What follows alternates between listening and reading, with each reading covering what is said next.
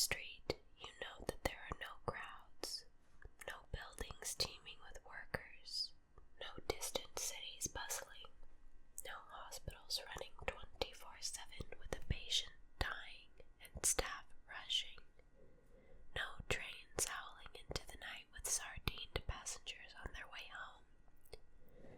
Very few foreigners. You begin to consider all the things unfamiliar to you. You've never known, you realize, how to vulcanize rubber to make tire, and now those factories stand empty. You've never known how to fashion a silicon chip from beach sand, how to launch rockets out of the atmosphere, how to pit olives or lay railroad tracks. And now those industries are shut down. The missing crowds make you lonely. You begin to complain about all the people you could be meeting, but no one listens or sympathizes with you, because that is precisely what you chose when you were alive. Chapter 4. Descent of Species. I'm going to attempt to do this in a bit more of a soft-spoken voice. I hope that you guys enjoy it in this tone. In the afterlife, you are treated to a generous opportunity. You can choose whatever you would like to be in the next life. Would you like to be born a member of the opposite sex? Born into royalty? A philosopher with bottomless profundity? A soldier facing triumphant battles? But perhaps you've just returned here from a hard life. Perhaps you were tortured to be the enormity of the decisions and responsibilities that surrounded you. And now there's only one thing you yearn for: simplicity. That's permissible. So for the next round, you choose to be a horse. You covet the bliss of that simple life. Afternoons of grazing in grassy fields, the handsome angles of your skeleton and the prominence of your muscles, the peace of the slow flicking tail, or the steam rifling through your nostrils as you lope across snow-blanketed plains. You announce your decision. Incantations are muttered, a wand is waved, and your body begins to metamorphose into a horse. Your muscles start to bulge.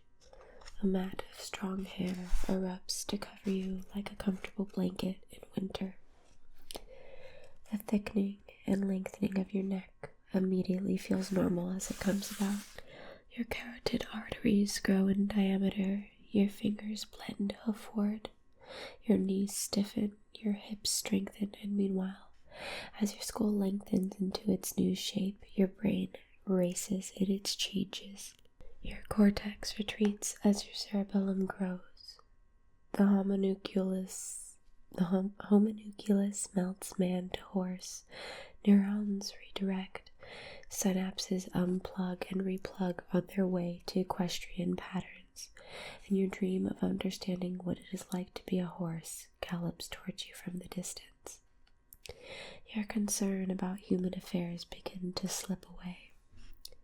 Your cynicism about human behavior melts, and even your human way of thinking begins to drift away from you.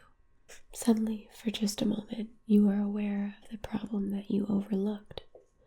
The more you become a horse, the more you forget the original wish. You forget what it was like to be a human wondering what it was like to be a horse.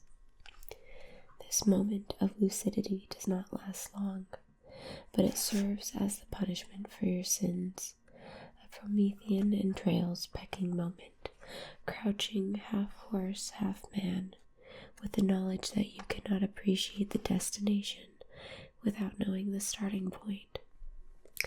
You cannot revel in the simplicity unless you remember the alternatives. And that's not the worst part of your revelation.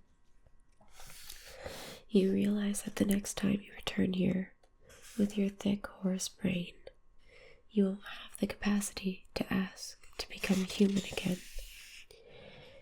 You won't understand what a human is. Your choice to slide down the intelligence ladder is irreversible. And just before you lose your final human faculties, you painfully ponder what magnificent extraterrestrial creature, enthralled with the idea of finding a simpler life, chose in the last round to become a human. We're going to do one more, and I'll continue it in this soft spoken tone. I hope that you guys are enjoying. Chapter number 5. Giantess. The afterlife is all about softness. You find yourself in a great padded compound. Everything appears designed for quietness and comfort. Your feet fall silently on the cushioned floor. The walls are pillowed. Echoes are dampened by foam ceiling tiles. A hard surface is impossible to find. Feathers pad everything. When you enter the grand hall, the first thing you notice is a sizable and princely man. He looks just as you might expect a god to appear, except that he is noticeably skittish and strained with worry around the eyes. He will probably be explaining that he is greatly disturbed by the nuclear arms proliferation on Earth. He says that he often awakes in a cold sweat with the sound of colossal blasts hammering his ears. To be clear, he says to you, I am not your god. Instead, you and I are galactic neighbors. I am from a planet associated with the star you call Tarzan 4, so we are all in the same mess. What mess, you ask? Please don't talk so loudly, he softly admonishes.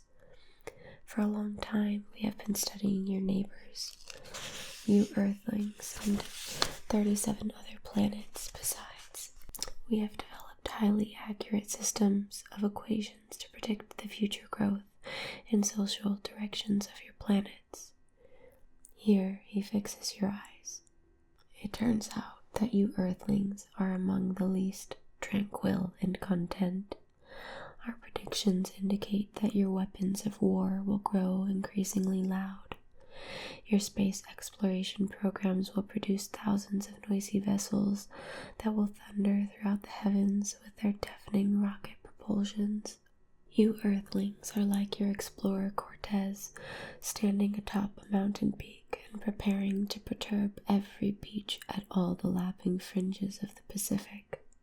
We're in a mess of expansionism, you manage. That's not the mess, he hisses. Allow me to illustrate the larger picture. You and I, our planets, our galaxy.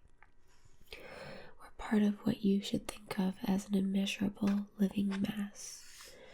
You might call it a giantess, but summarizing the concept in a word might give you the illusion that you can have a hint of a notion of her enormity. To give you a sense of a scale, you are the size of an atom for her. Your Earth, sprouting with its untold layers of furiously fecund species, your Earth is tantamount to a single protein in the shadowy depths of a single one of her cells. Our Milky Way constitutes a single cell, but a small one. She consists of hundreds of billions of such cells. For millions of years, my people had no notion of her, just as a flatworm is unlikely to discover that the planet is round. A colony of bacteria will never know the walls of the flask. A single cell in your hand will not know it is contributing to a concerto on the piano. But with advancing philosophy and technology, we came to appreciate our situation.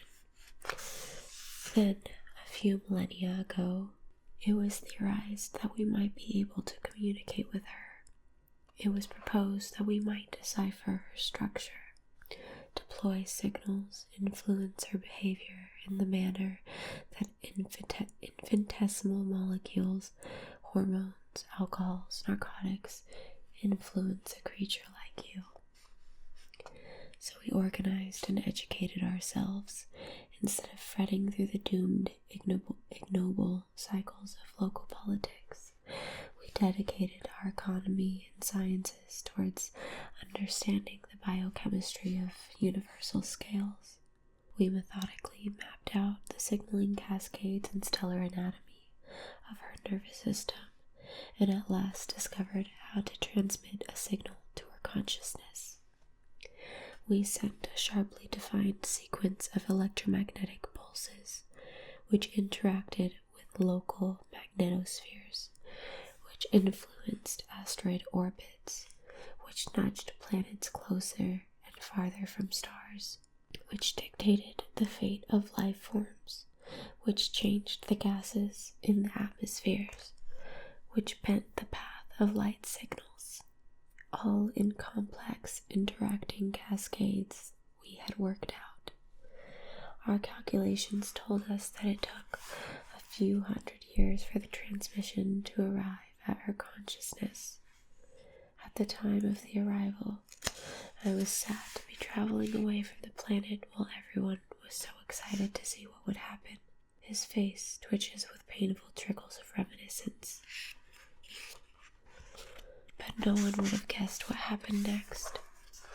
A great sheet of meteors rained down. Incendiary hydrogen clouds crushed in, and those were followed by a multitude of black holes that mercilessly swallowed up the flying chunks and dust in the last light of remembrance. No one survived. In all probability, this was neutral to her. It might have been an immune system response, or she might have been scratching an itch, or sneezing, or getting a biopsy. So we discovered that we can communicate with her, but we cannot communicate meaningfully. We are of insufficient size. What can we say to her? What question could we ask? How could she communicate an answer back to us? Perhaps that was her attempt to answer. What could you ask her to do that would have relevance to your life?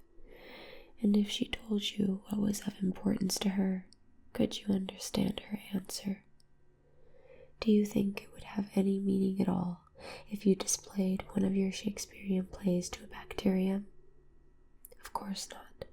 Meaning varies with spatial scale, so we have concluded that communicating with her is not impossible, but it is pointless. And that is why we are now hunkered down silently on the surface of this noiseless planet, whispering through a slow orbit, trying not to draw attention to ourselves.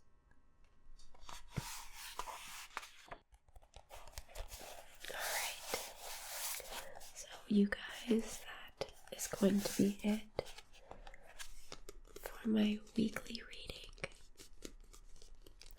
you to sleep. I surely hope at this point you've fallen asleep. Otherwise, better luck next time. As always, I am so grateful for your guys' support, and I hope that